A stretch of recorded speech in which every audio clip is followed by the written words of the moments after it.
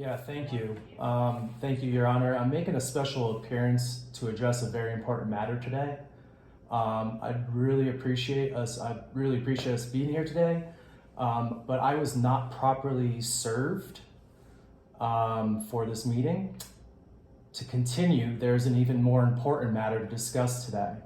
There is a so-called order which has been used to block visitation with my son, which I have traveled to California to see him.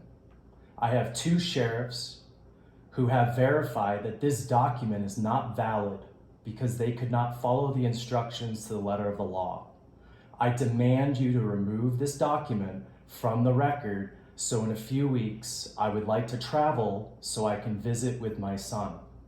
If you don't remove this fraudulent document, I will file a lawsuit against you for the violation of my rights and will use the two sheriffs as witnesses because I have a 4th and 14th Amendment right to have access to my son.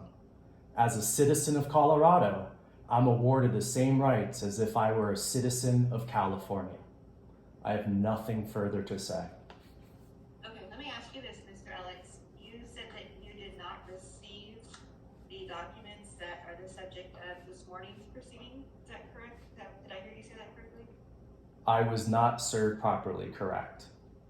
Okay, so I do have a proof of service by mail of a request for order, income and expense declaration, and the Zoom court hearing, as well as a number of blank documents. Did you not receive those by mail at the Centennial, Colorado address? Again, I was not served properly. Okay, so the court does have a proof of service in the file showing that the request for order as well as the other documents that I had just mentioned were served. And the items that are on calendar for this morning are Ms. Staines' request for child support as well as attorney's fees. So I do have documents from her, but I don't have any from you concerning those specific issues. And I'm assuming you didn't file any. So Ms. Anderson, do you want to comment on the proceedings this morning? Well, I know that Mr. Alex has said that he has contested jurisdiction for a long time, but Judge Wynn made an order. Mr. Alex filed a response to the complaint, so California does have jurisdiction over this matter. I personally signed the proof of service and personally dropped the request for order and all of the other documents into the mailbox and sent it to the address that I know is the correct address for Mr. Alex. And we need to get child support. Okay, so concerning that request specifically for child support, I have a copy of the income and expense declaration that was submitted by you, but I don't have anything that was submitted from the father. Do you have any additional information, Ms. Anderson? The only information that we have is that Mr. Alex is self-employed, and we estimated that he was making $4,000 for self-employment income a month based on representations by Mr. Alex to Ms. Staines. I'm sorry, how much a month? 4,000? Okay.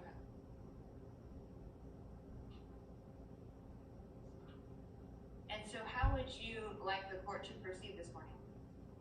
I'd like the court to establish a child support order. Mr. Alex can't get around paying child support just by not responding. Right, I understand that. So, Mr. Alex, concerning your income, I don't have from you an income and expense form. It's the Family Law Form 150. Did you ever fill one of those out or file one of those? I'm not interested in anything else. I demand this fraudulent document be removed so I can see my son. There's nothing more to talk about. Okay, so the issue that's on calendar for this morning is the request for child support that was filed by Ms. Staines. And in order to order child support to be paid, the court has to have income information from both parties. So I do have that from Ms. Anderson, but I don't have that from you, Mr. Alex. So, it sounds like you have not filed such a form, but Ms. Anderson believes that you make approximately $4,000 a month in income from self-employment. Is that correct? I'm not interested in anything else, Your Honor. I demand the fraudulent document be removed from the record so that I can see my son. There's nothing else for us to talk about here. Okay, so as I indicated earlier, the issue for today is child support. We don't have custody on calendar this morning, which I'm assuming is the issue that you are contesting. The custody order was made back in May, and now the issue is on for child support. So, Ms. Anderson, have you run a guideline calculation? I didn't, because I didn't know what the court was going to do about this, but I'd be happy to do that. Right now, we could trail the matter and I could calculate child support and then we could come back. Okay, so what I would like to do is I would like to get some type of income information from Mr. Alex, because he is here and he won't tell me what his income actually is, but what I would, and I think it'd be beneficial for both the parties and for the court to actually have additional information that is directly from him.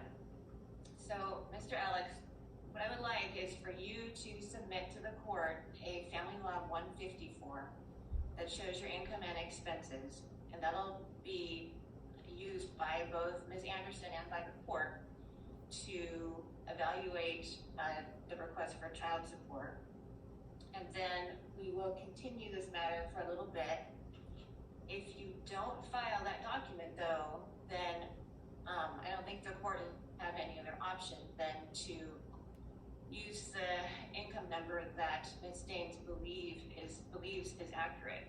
But I want to give you a chance to file that with the court so that everybody is using the best information and the most accurate information that is available. Let me see when we can get you back.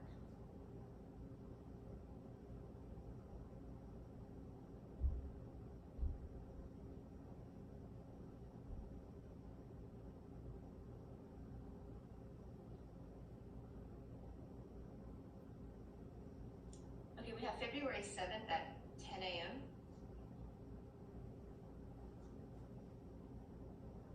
I am not available that day, Your Honor. I have a conflict. Okay, how about the 9th? I have a 9 a.m., so if the court could put this at 10. Okay, do February 9th at 10 a.m. And Mr. Alex, if you could please file and serve your income and expense declaration by no later than January 21st, so that Ms. Anderson has a chance to review it and look at the numbers, and the court will also have a chance to do the same. And included within that document should be as many supporting documents as you have concerning your income, whether that's tax returns, pay stubs, or anything similar. Okay, so that continued until February 9th at 10 a.m. I know you 121. Okay, thank you very much. Thank you. Okay, all right, take care. Have a good day. Bye-bye.